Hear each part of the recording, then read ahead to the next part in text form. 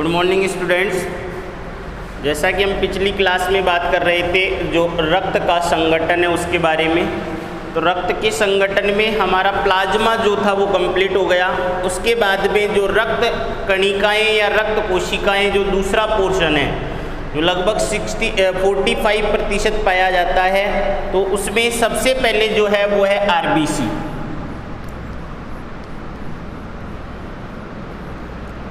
RBC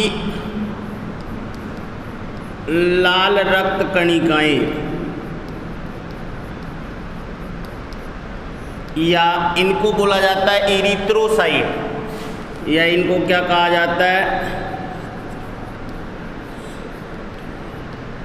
erythrocytes.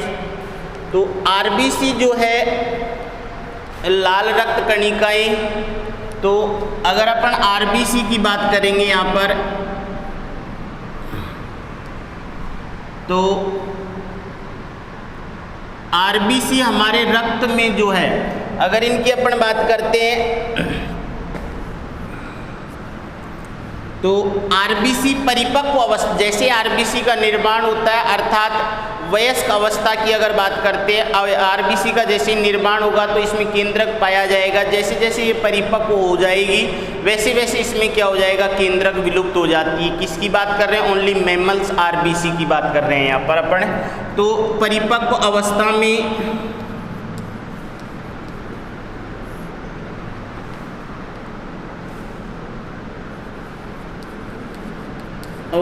या वयस्क अवस्था में आरबीसी केंद्रक विहीन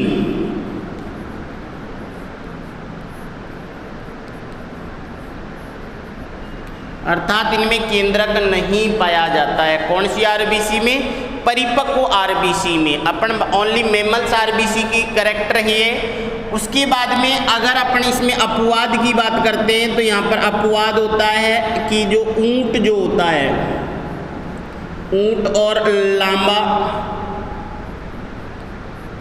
जो ये इनकी आरबीसी है, इनमें केंद्रक पाया जाता है।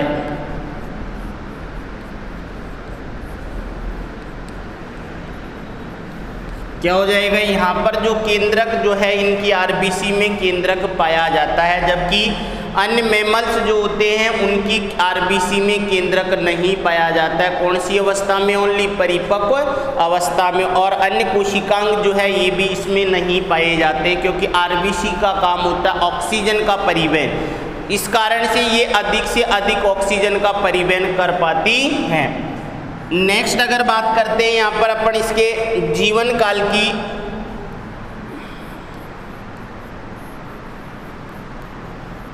तो आरबीसी का जो जीवन काल होता है वो कितना होता है, लगभग 120 दिन का होता है।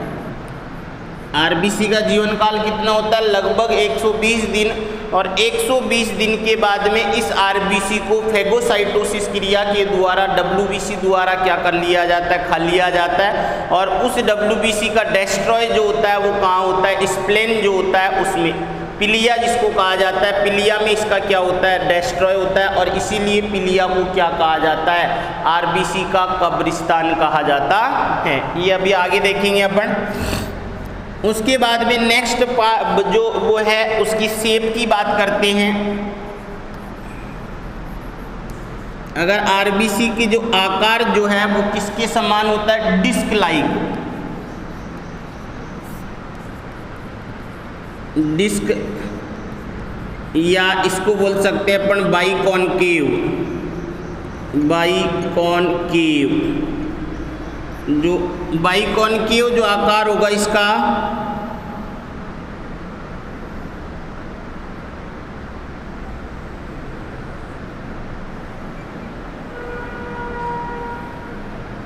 इस तरीके से ये किसका आकार होता है, आरबीसी का।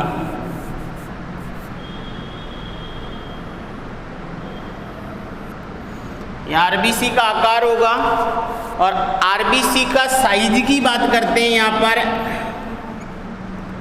आरबीसी का साइज में अगर इसका व्यास बात करते हैं तो व्यास जो होगा आरबीसी का ये होता है व्यास, तो ये होगा लगभग 7 से 8 म्यूएम। तो यहाँ पर ये डायमीटर अगर बात करते हैं, आरबीसी का व्यास जो है ये कितना होता है, 7 से 8 म्यूएम होता है।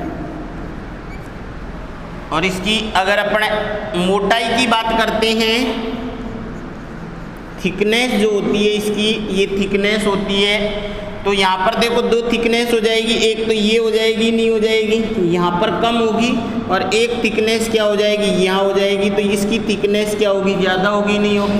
तो ये जो है ये तो होगी 1 म्यूएम, और ये थिकनेस होगी, ये होगी 2 म्यूएम। तो कितने से कितने तक हो जाएगी इसकी थिकनेस, 1 से लेकर 2 म्यूएम तक इसकी क्या पाई जाती है, थिकनेस पाई जाती है, किसकी, आरबीसी की। तो आरबीसी का व्यास जो होगा वो तो कितना होता है, 7 से 8 म्यूएम, और थिकनेस कितनी होती है, यहाँ पर ये क्या हो जाएगी, पतली हो जाएगी यहाँ पर, और यहाँ पर क्या होगी, इससे अधिक मोटी होती है। नेक्स्ट अगर अपन बात करते हैं यहाँ पर जो, तो इसमें संख्या की बात करेंगे।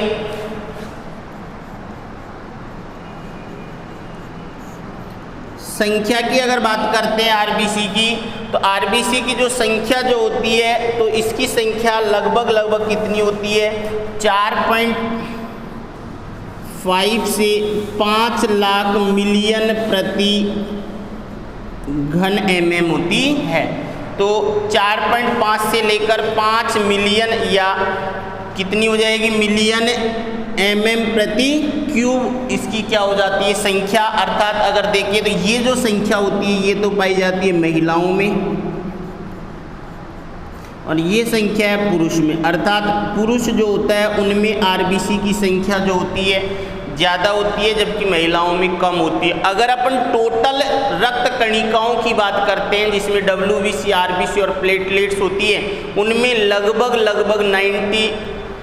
99 जो होती है, सबसे ज़्यादा मात्रा में कौन पाई जाती है, आरबीसी पाई जाती है। तीनों में से सबसे ज़्यादा मात्रा में कौन होगी, आरबीसी सबसे अधिक मात्रा में पाई जाती है। तो ये इसकी संख्या हो गई। अगर अपन बात करते हैं नेक्स्ट, तो अब देखो ये जो संख्या जो है आरबीसी की, ये संख्या कम ज़्यादा हो सकती है। अगर ये 2 तरीके से बढ़ सकती है संख्या की, अगर अपन बात करते हैं आरबीसी की संख्या जो है 2 तरीके से क्या होती है, इंक्रीज हो सकती है। अगर जैसे मान लो एक व्यक्ति जो है जो लगातार एक्सरसाइज करता है, उस कंडीशन में क्या होता है कि उसकी बॉडी को, और संख्या ये वेरिएबल कब होगी, क्योंकि संख्या बढ़ सकती है, किस कारण से बढ़ेगी, कि जब व्यक्ति को अधिक ऑक्सीजन की आवश्यकता होगी। आरबीसी का काम होता है गैसों का परिवहन करना, अर्थात O2 और CO2 का क्या करना, परिवहन करना। तो अगर अपन लगातार एक्सरसाइज करते हैं,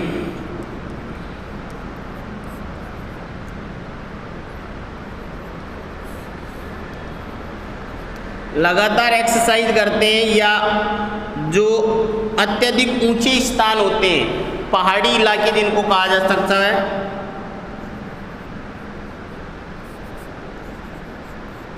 अत्यधिक ऊंचाई पर, तो या तो लगातार एक्सरसाइज करने वाला व्यक्ति है, उसमें इसकी संख्या क्या हो जाएगी, बढ़ जाती है।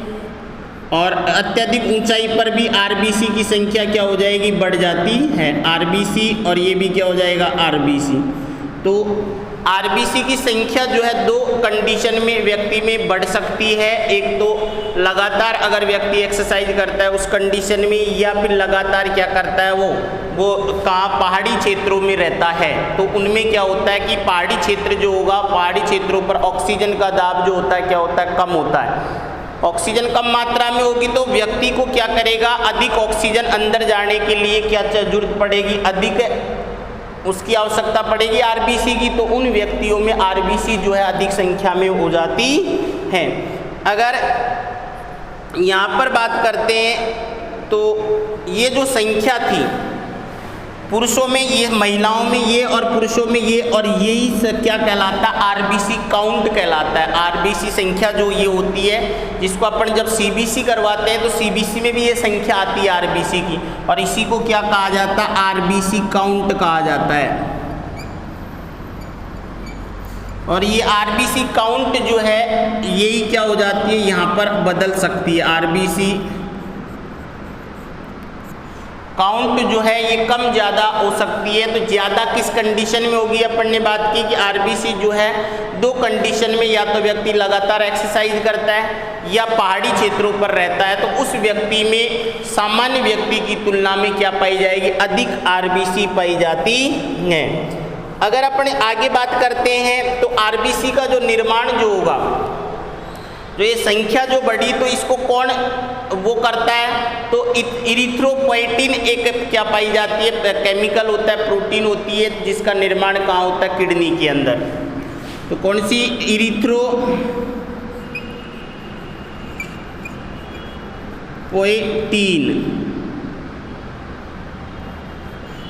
इरिथ्रोपोएटिन इसका उत्पादन किसके द्वारा होगा, वृक्क द्वारा किया जाता है। तो ये रासायनिक पदार्थ है जिसका उत्पादन किसके द्वारा किया जाएगा, किडनी के द्वारा किया जाता है। और ये इरिथ्रोपोएटिन क्या काम करता है, ये जो रेड बोन मैरो जो होता है उसको क्या कर देता है, एक्टिवेट कर देता है, उसको सक्रिय करता है। तो ये किसको सक्रिय करेगा, red bone marrow, red bone marrow, लाल अस्थि मज्जा।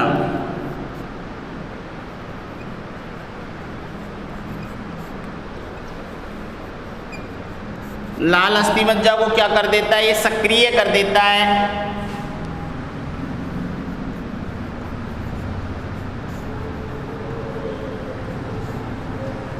किसके निर्माण के लिए, आरबीसी के निर्माण में, क्योंकि परिपक्व अवस्था में या वयस्क अवस्था में आरबीसी का निर्माण कहाँ होगा, लाल अस्थि मज्जा में, रेड बोन मैरो में।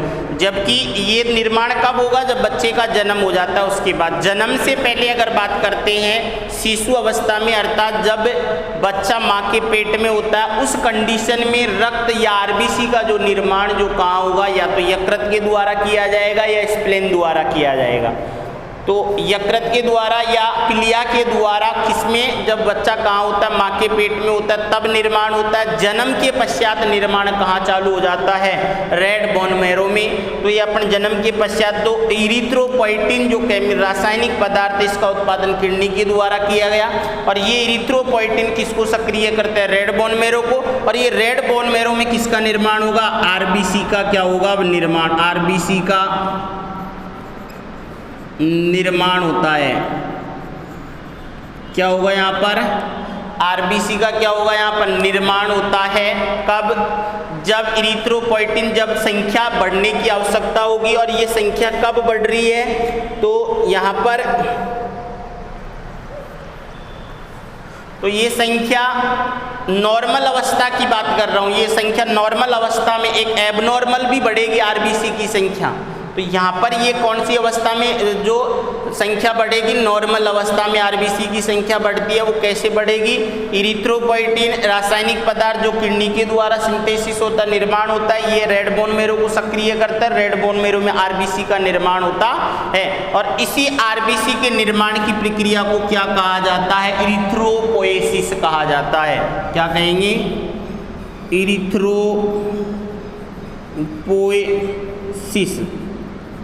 तो नॉर्मल अवस्था में आरबीसी निर्माण की प्रक्रिया क्या कहलाएगी, इरिथ्रोपोएसिस कहलाती है।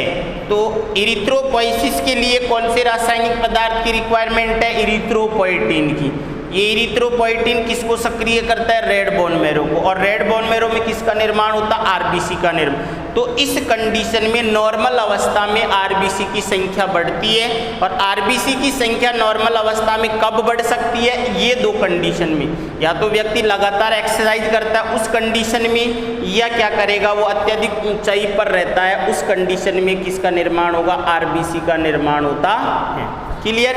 तो ये तो थी आरबीसी के निर्माण की बात। उसके बाद में अगर अपन बात करते हैं एबनॉर्मल अवस्था में, तो आरबीसी काउंट जो है, आरबीसी काउंट जो है अगर संख्या बढ़ती है कौन सी अवस्था में, एबनॉर्मल अवस्था में। एबनॉर्मल अवस्था में अगर ये संख्या बढ़ती है तो इसे क्या कहा जाएगा, तो इसे कहा जाता है इरिथ्रोपोलिसाइथेमिया। क्या कहा जाएगा इसको, पॉलीसाइथेमिया।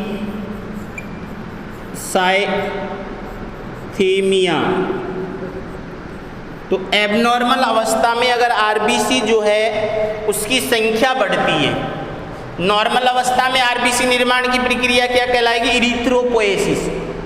एबनॉर्मल अवस्था में अगर आरबीसी की संख्या बढ़ती है तो उसे क्या कहेंगे, पॉलीसाइथेमिया कहा जाता है। तो ये एबनॉर्मल अवस्था है, वो नॉर्मल अवस्था में।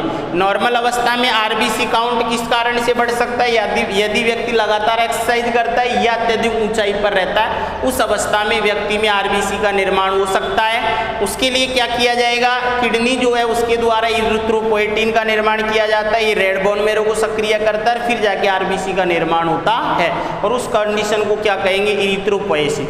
अगर एबनॉर्मल अवस्था में आरबीसी का निर्माण या आरबीसी काउंट जो है वो प्रभावित हो रहा है, बढ़ रहा है, तो उसे क्या कहेंगे, पॉलीसाइथेमिया कहा जाता है।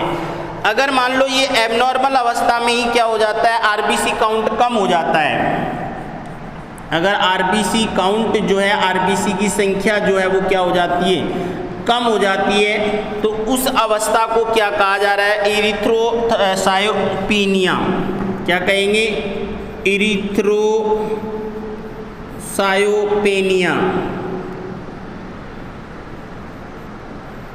क्या कहेंगे उसे, इरिथ्रोसायोपेनिया कहा जाता है। तो ये टर्म जो है पॉलीसाइथेमिया, इरिथ्रोसायोपेनिया और इरिथ्रोपोएसिस तीनों अलग अलग है। इरिथ्रोपोएसिस नॉर्मल अवस्था में आरबीसी का निर्माण जो है या आरबीसी का निर्माण जो होता है उसे कहा जाता है। एबनॉर्मल अवस्था में अगर आरबीसी का निर्माण हो रहा है तो उसे पॉलीसाइथेमिया कहा जाता है।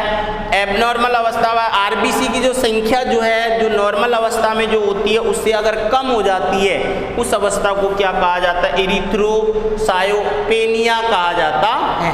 क्लियर ये चीज। उसके बाद में अगर बात करते हैं अपन,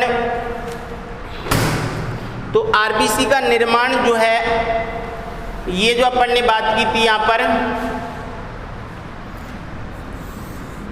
आरबीसी का निर्माण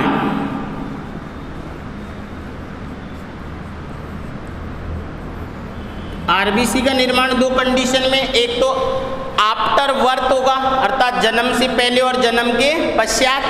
तो दो कंडीशन हो गई, नहीं हो गई, जन्म के पहले, तो ये तो कौन सी लाइफ हो गई, फीटल लाइफ हो गई, और एक होता है जन्म के पश्चात।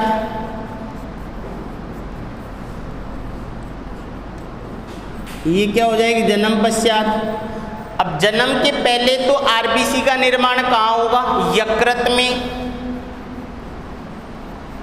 और स्प्लेन, पिलिया में होता है। और जन्म के पश्चात कहाँ होगा इसका निर्माण, लाल रक्त, वो रेड बोन मैरो।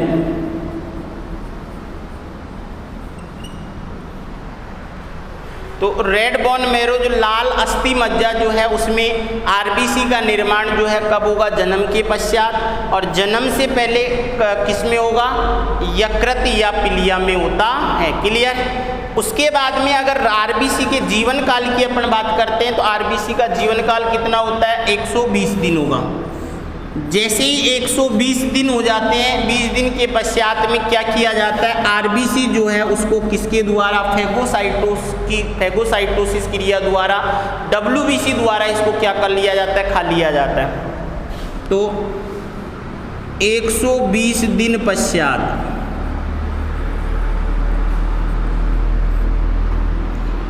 तो फैगोसाइटोसिस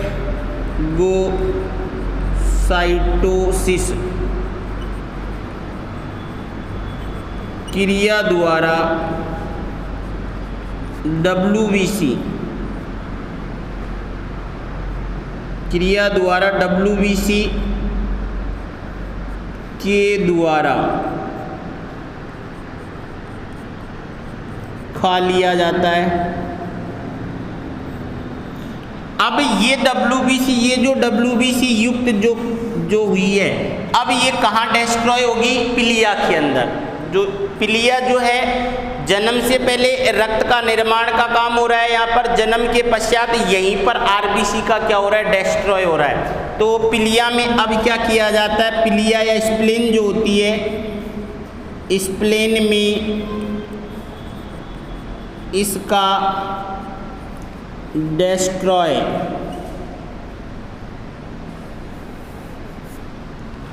स्प्लेन में इसका क्या होगा? यहाँ पर डिस्ट्रॉय क्या किया जाएगा? डिस्ट्रॉय किया जाएगा। और इसीलिए स्प्लेन जो होता है इसको क्या कहा जाता है? RBC का कब्रिस्तान कहा जाता है। RBC का कब्रिस्तान क्या कहा जाता है इसको? RBC का कब्रिस्तान जो है वो किसे कहा जाता है? स्प्लेन को कहा जाता है, क्योंकि RBC का जो परिपक्व अवस्था में जो डिस्ट्रॉय जो होता है वो किस में होगा? स्प्लेन में होगा। और इसी में क्या किया जाता है? यहाँ पर ही किसका? RBC का स्टोरेज, अर्थात अधिक मात्रा में अगर RBC हो जाती है तो इनका क्या किया जाता है? स्टोर भी किया जाता है। इसीलिए स्प्लेन को क्या कहा जाता है? ब्लड बैंक भी कहा जाता है। तो ब्लड बैंक जो है उसका काम कौन करेगा? स्प्लेन। RBC का कब्रिस्तान कौन है? स्प्लेन। दोनों चीज़ें। उसके बाद में जन्म से पहले रक्त का निर्माण भी कहाँ होता है? स्प्लेन में होता है। तो यहाँ पर दोनों ही काम हो रहे हैं, जन निर्माण भी हो रहा है और डिस्ट्रॉय भी किया जा रहा है। यहाँ पर मृत्यु के पश्चात यहाँ पर क्या किया जा रहा है? RBC का डिस्ट्रॉय किया जा रहा है। क्लियर?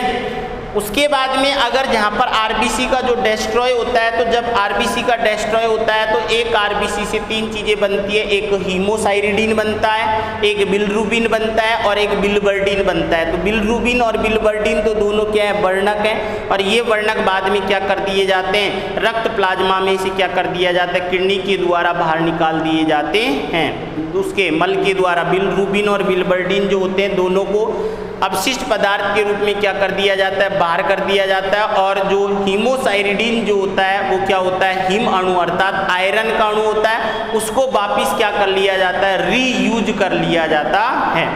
तो इसको आगे अब बात कल बढ़ाएंगे अपन नेक्स्ट क्लास में। तो यहाँ पर एक बार मैं रिपीट करता हूँ, RBC जो है लाल रक्त कणिकाएं या इन्हीं के क्या कहा जाता है? इरिथ्रोसाइट कहा जाता है। परिपक्व अवस्था में RBC में केंद्रक नहीं पाया जाता है। उसके बाद में अपवाद जो है वो क्या है? ऊंट और लामा जो है दोनों में RBC में क्या पाया जाता है? केंद्रक पाया जाता है। जीवन काल कितना होता है? 120 दिन। और 120 दिन के बाद में क्या कर दिया जाता है? WBC द्वारा फेगोसाइटोसिस की क्रिया जो होती है उसके द्वारा इसको खा लिया जाता है। और ये जो WBC इसका डिस्ट्रॉय कहाँ होगा? स्प्लेन में। और तो RBC का डिस्ट्रॉय कहाँ हो रहा है? स्प्लेन में। और इसीलिए इसे क्या कहा जाता है? RBC का कब्रिस्तान कहा जाता है। और जब शरीर के अंदर RBC की मात्रा अधिक हो जाती है उस अवस्था में स्प्लेन में ही किसका संचय होता है? ब्लड का। इसलिए इसे क्या कहा जाता है? ब्लड बैंक कहा जाता है। उसके बाद में अगर हम यहाँ पर देखते हैं तो साइज शेप जो है डिस्क लाइक या बाइकॉनकेव शेप जो होती है वो ये रही। इसका व्यास साइज जो देखते हैं तो व्यास 4 से 8 म्यूएम या जो मोटाई जो होती है 1 से 2 म्यूएम होती है। संख्या की बात करते हैं तो संख्या जो है लगभग 4.5 से 5 मिलियन प्रति मिली एम घन मीटर जो है उसकी संख्या होती है। पुरुष महिलाओं में इनकी संख्या कम होती है और पुरुष जो है उसमें संख्या ज़्यादा होती है। और इसी संख्या को अर्थात RBC की जो संख्या जो है इसमें इसी को क्या कहा जाता है? RBC काउंट कहा जाता है। RBC की संख्या की गणना। और RBC की जो काउंट जो है जो कई 2 कंडीशन जो है उनमें बढ़ सकता है। नॉर्मल अवस्था में तो RBC या तो व्यक्ति लगातार एक्सरसाइज करता है या व्यक्ति अत्यधिक ऊंचाई पर रहता है। तो इस कंडीशन में RBC की संख्या क्या हो जाती है? ये संख्या जो ये काउंट जो है इससे ज़्यादा हो जाती है। तो इस जो संख्या ज़्यादा होगी वो किस तरीके से उस अवस्था में क्या किया जाता है? किडनी के द्वारा एक रासायनिक पदार्थ का निर्माण किया जाता है जिसे इरिथ्रोपोएटिन कहा जाता है। इरिथ्रोपोएटिन रेड बोन मैरो को सक्रिय करता है और रेड बोन मैरो में किसका निर्माण होता है? RBC का निर्माण होता है। आरबीसी का निर्माण की तो ये तो कौन सी आरबीसी का निर्माण जो होता है नॉर्मल अवस्था में उसे क्या कहा जाता है, इरिथ्रोपोएसिस कहा जाता है। एबनॉर्मल अवस्था में आरबीसी काउंट का परिवर्तन जो होगा, अगर एबनॉर्मल अवस्था में आरबीसी काउंट बढ़ जाता है उसे क्या कहा जाता है, पॉलीसाइथेमिया। और संख्या अगर कम हो जाती है, आरबीसी काउंट अगर कम हो जाता है उसे क्या कहा जाता है, इरिथ्रोसाइटोपेनिया कहा जाता है। आरबीसी का निर्माण जो है कहाँ होगा, जन्म से पहले जो है तब तो कहाँ होगा, यकृत और स्प्लेन में होगा, और जन्म के पश्चात आरबीसी का निर्माण कहाँ होगा, रेड बोन मैरो में होता है। क्लियर। अब करेंगे अपन नेक्स्ट क्लास में बात।